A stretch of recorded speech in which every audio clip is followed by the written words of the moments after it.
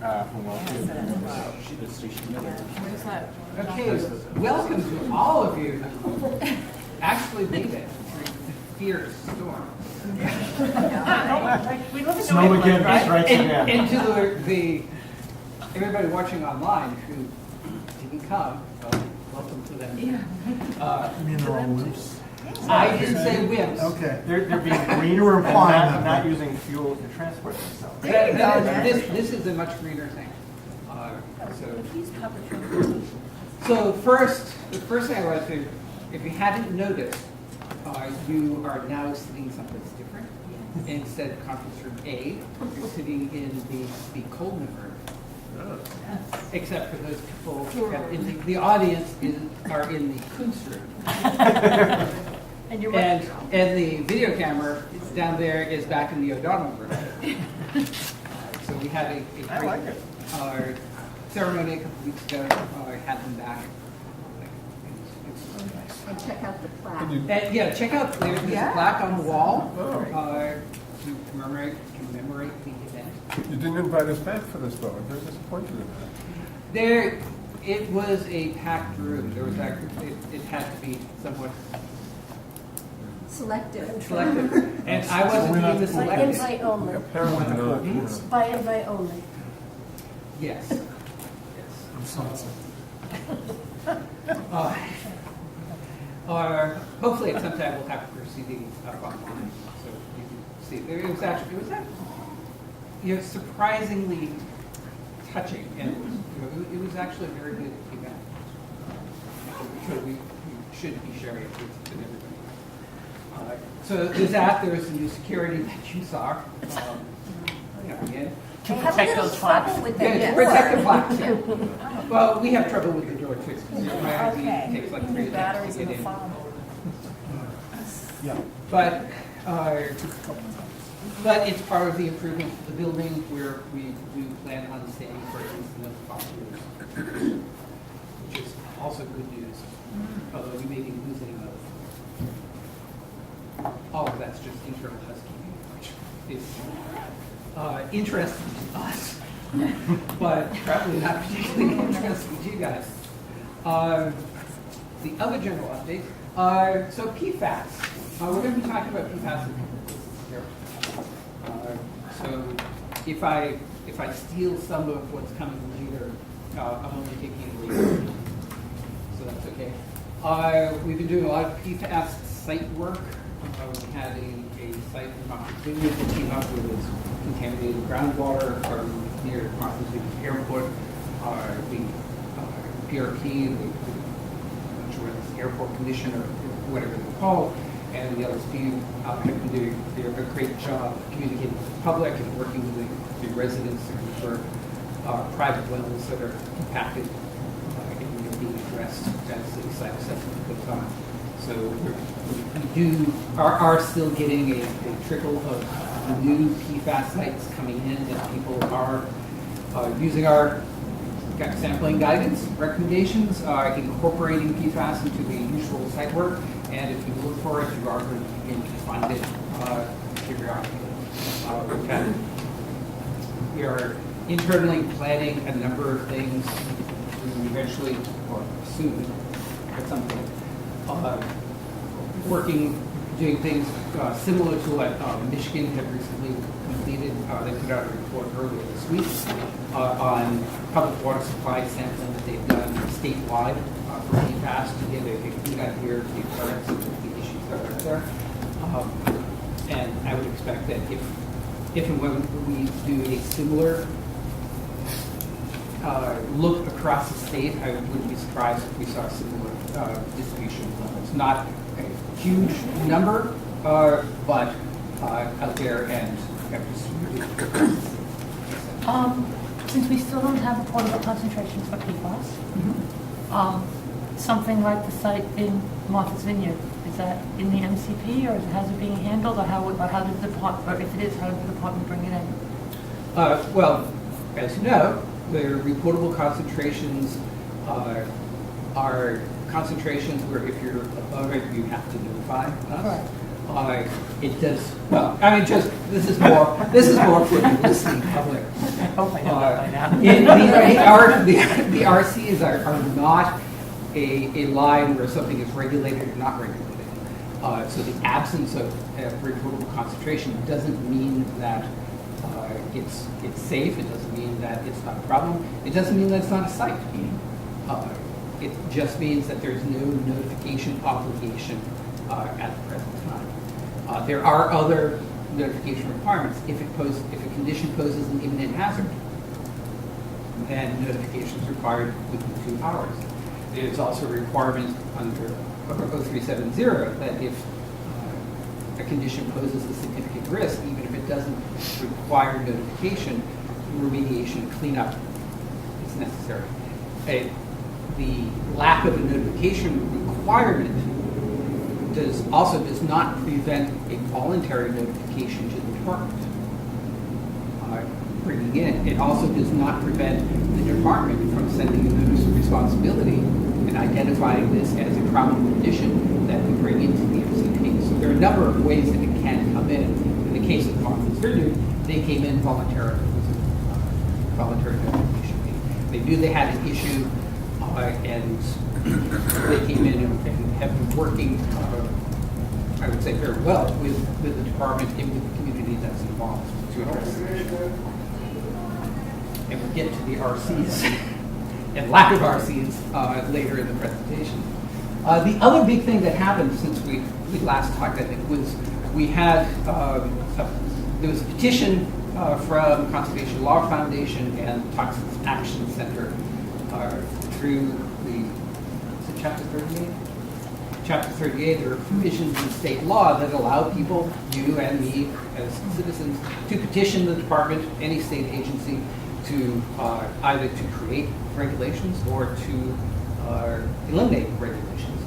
And as part of that, the process requires that the department or the agency, any agency, hold a meeting to address the issue that's the focus of the petition, and then within 10 days after the meeting, respond to the petition one way or another. So we received the petition in late November, I believe. In mid-January, we had a public meeting, where we invited the petitioners, CLF and Toxic Action, to come and speak.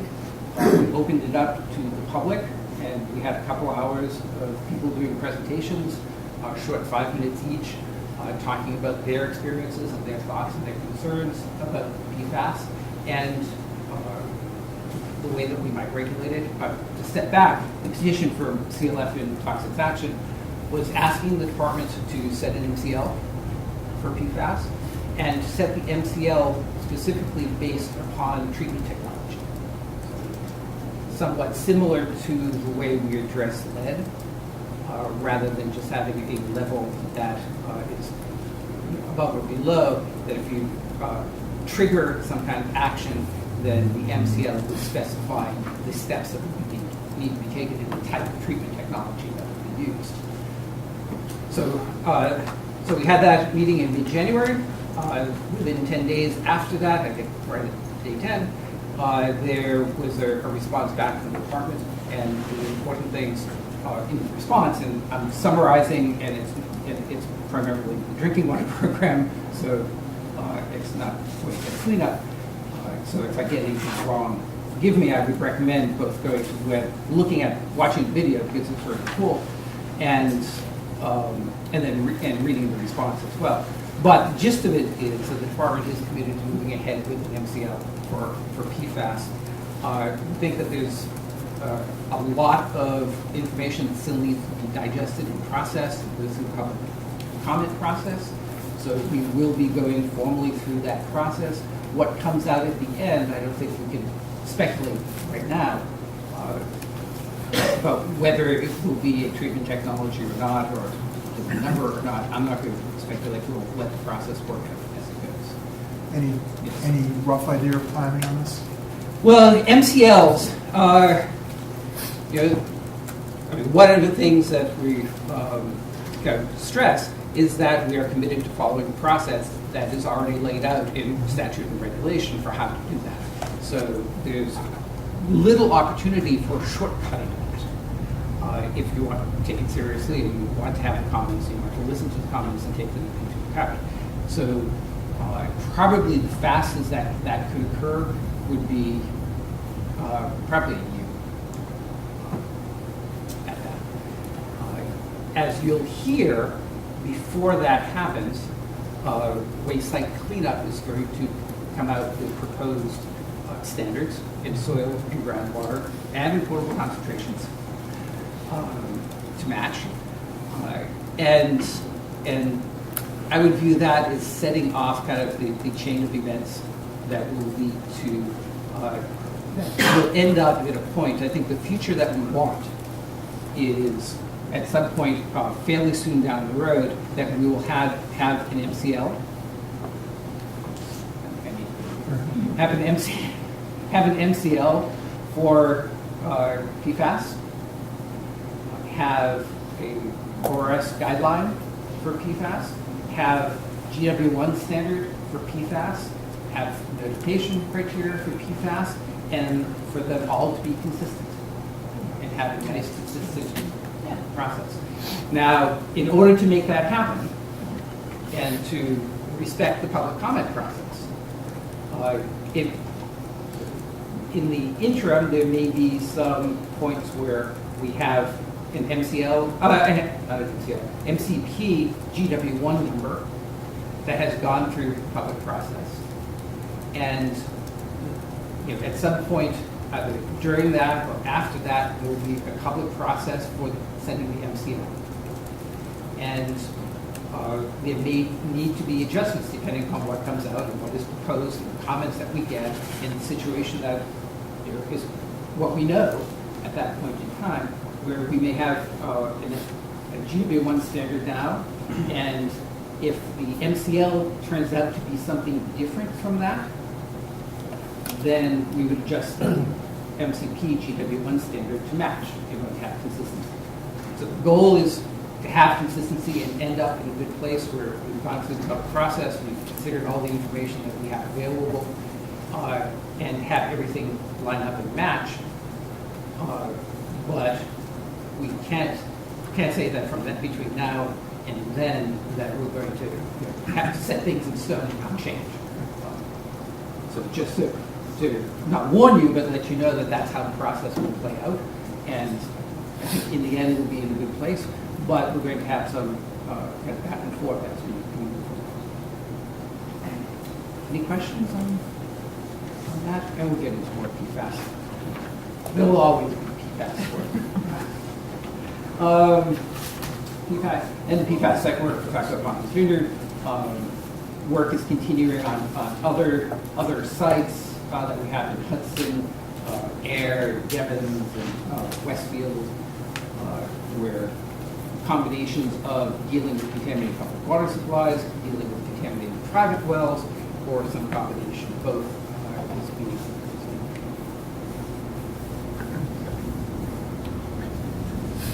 Any questions on that? Yes. So, Yes. Oh, yes. well, Yeah. not on the PFAS stuff, but in terms of general updates. Oh, yeah. Because, Oh, we have plenty of because you have time. Yeah. No, just quickly if you want, or not quickly if you don't want. Any update on budget, staffing? Well, What's going on? yes. Okay. Yes. Good. Softball. Another softball.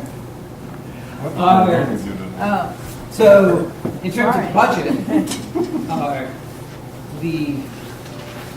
it's Right. February, so all I'm going to say about budget is the fiscal year that we're operating in, as we talked about before, we had an increase in our budget, which we appreciate, and that's related to the hiring, which we'll get to in a second. The future budget, all I can say is that we're still early in the process. The governor's budget has been proposed, and there is a process that works its way out that I'm not directly involved in, and it would be inappropriate for me to comment on. But there's a long way to go before the end of the year. but am I correct in my memory that the governor's proposal, I guess it's called, does have an increase, perhaps slight for. I believe it again. For Eaton? My perspective is I don't really worry too much about it until it gets closer to the end of the process. But A lot of things can change. And But I also- believe that the governor's proposal did maintain the increases that we received last year with some incremental increases. So the important thing from my perspective is so far the people that we're hiring, and we are hiring a bunch of people, not waste site cleanup, you should be seeing a bunch more positions coming out. From us, there are also positions that the other programs are hiring for as well. So this is a good time for us. We had Rich Sholo, and it's good to take a breath and be able to backfill some positions or identify new positions that we need given our losses in the past. And now it looks like we'll have sufficient funding to maintain that staff. So that is one of the things that is taking up a lot of time. On the one hand, you really like the fact that we're able to hire. On the other hand, going through the hiring process is time. Yeah. So that's one of the things that we're spending a lot of time on. So it's a bit of a mixed blessing, but we'll take it. It's better than the alternative. Anything else you should not take on? Anything else you're interested in? Other than fascinating again. That's a wide open question. Well, that's what you're here for. Yes. I received an email that the audio might not be working so well.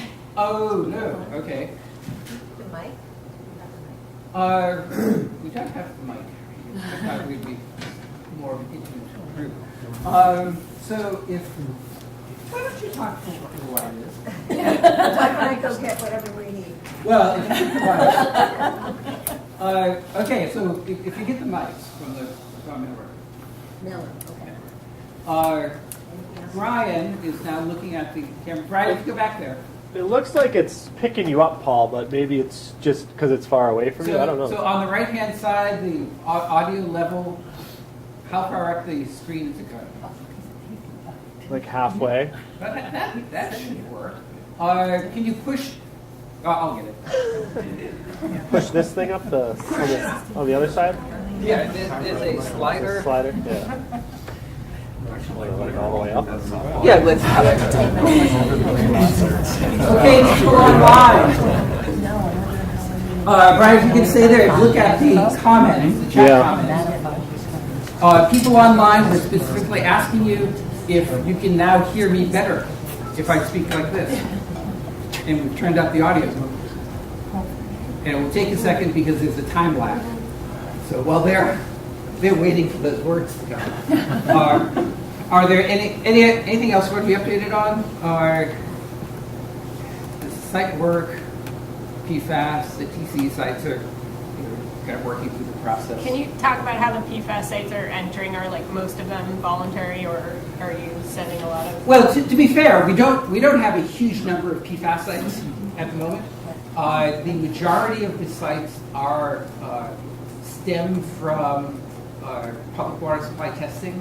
Particularly, there was a group that came in through the UCMR3 testing. And those are generally associated with use of AFFF foam, whether it was airports, commercial airports and firefighting training down at the Cape, or military bases like Devens in central Massachusetts, or Barnes Air Force Base out in Westfield. Those are three that had hits. We've had hits sites out on the Cape related to overturned tanker trucks that had been covered with AFFF to prevent fires. There's the Bourne Rotary. There had been a couple incidents there where the firefighters from the base came out and helped put it out with the AFFF, or prevent it from exploding, I should should say. And that resulted in a plume that hit a number of private wells and surface water bodies down the gradient.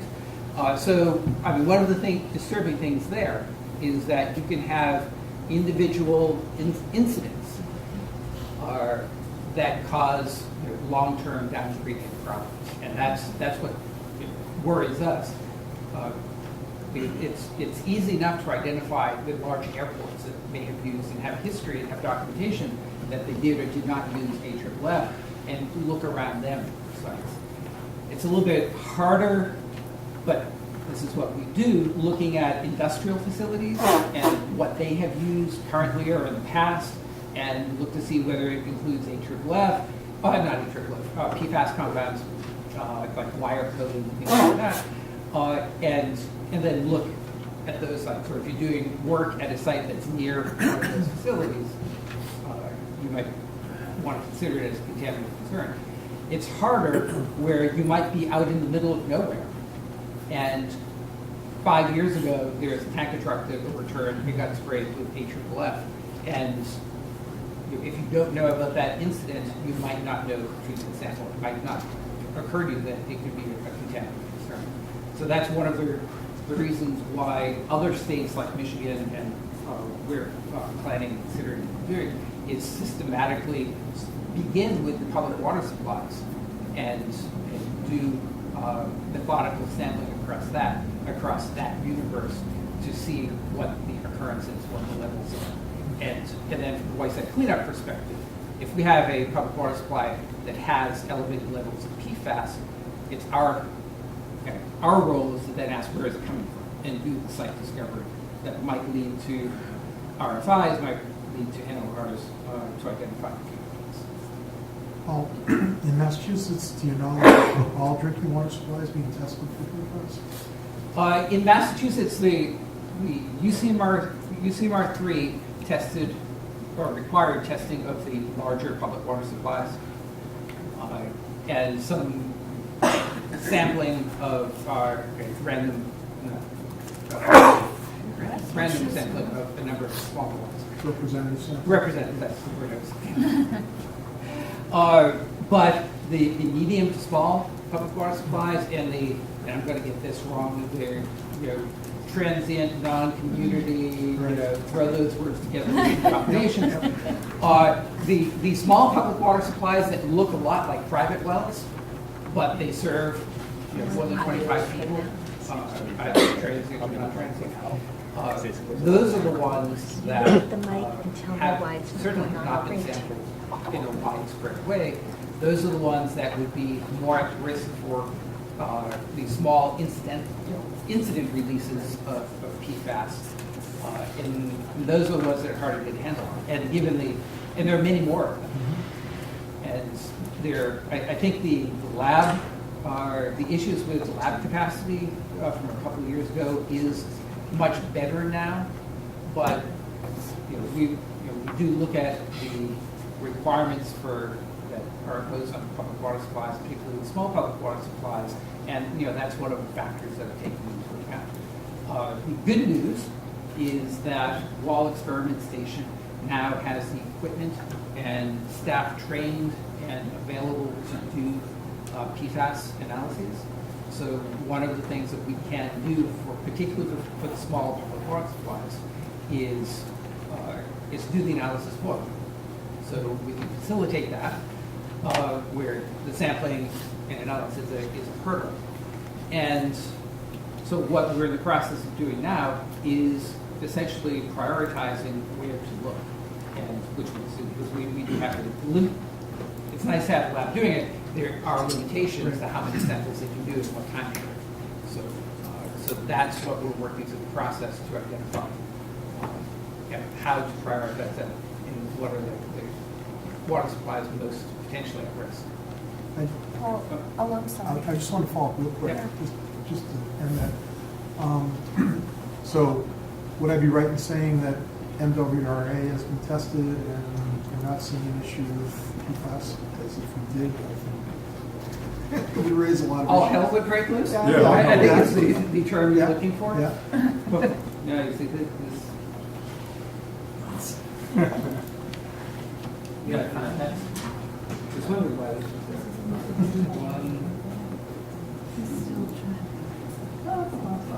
Science reason. Yes.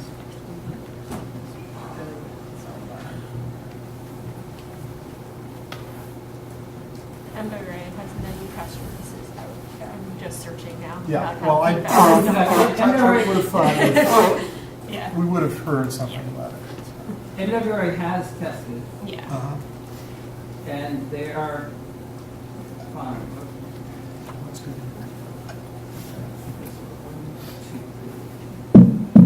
There you go. Thank you. Windows bothering you. Okay, now that should be working.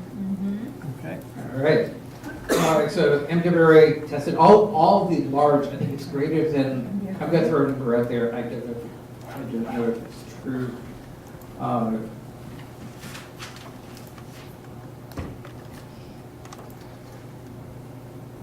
I think there, is that better? That is, Okay. The UCMR3 required sampling, I'm going to say water supplies that serve more than 10,000 people. That number might be wrong, yeah, not my program, but my memory, which is bad, is that's what's synced up. So all the major ones have been sampled. And the PFAS was less than the 70? I mean, what was the limit to say it was clean? So the interesting thing about that, and Yeah, because there's because this is no... all interesting. So UCMR3 happened several years ago. Right. And as you heard, the EPA came up with their PFAS action plan. And one of the things that is in that is PFAS will come back again in UCMR 5. So you know, this is ongoing. At that time, they were looking for primarily PFAS and PFOA. When those results came out, it was around the same time where EPA changed the toxicity values and published a health advisory of 70 parts per trillion for PFAS and PFOA. The analyses did look at additional PFAS compounds, another 4, I believe, and don't ask me what they are. If you're interested, another 4. So my point being, it was a limited number of PFAS compounds, and the detection limits, you certainly had to get below the 70, but I think they were typically reported back as probably around 50 was not uncommon. So there are a couple things coming out of that. UCMR3 is not definitive. The results from that are not definitive if you're concerned about different PFAS compounds, and not definitive if you're concerned about levels that might be less than 70. And the Wall experimental station, is it doing the EPA method 537 and 1.1? I believe Just they, out of curiosity. yeah, I believe. Well, because there are the different methods have different problems with them. And we need to understand the quality of the data. I can get back to you on exactly what they're doing, but their primary concern is for drinking Just water. drinking water, yeah. So their needs and what they do is going to be driven by the requirements of the drinking water program. So they're not going to support the Bureau of Wayside cleanup in terms of when we come out with RCs for soil and groundwater, surface water. It's not that they won't support us. It's that first, in terms of resources, their primary goal is going to be serving the public water supply systems. Okay. If Wayside cleanup, when we need to do sampling and sampling analysis, we have the ability and the 2020 bond fund, and this is what it's for, to use our labs. And we wouldn't use the wall capacity because we have other options, whereas the drinking water program doesn't.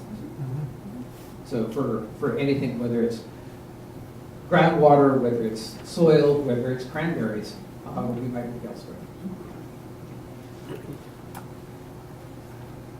we could go all day talking about PFAS. It really is, but we won't. Okay, we're not.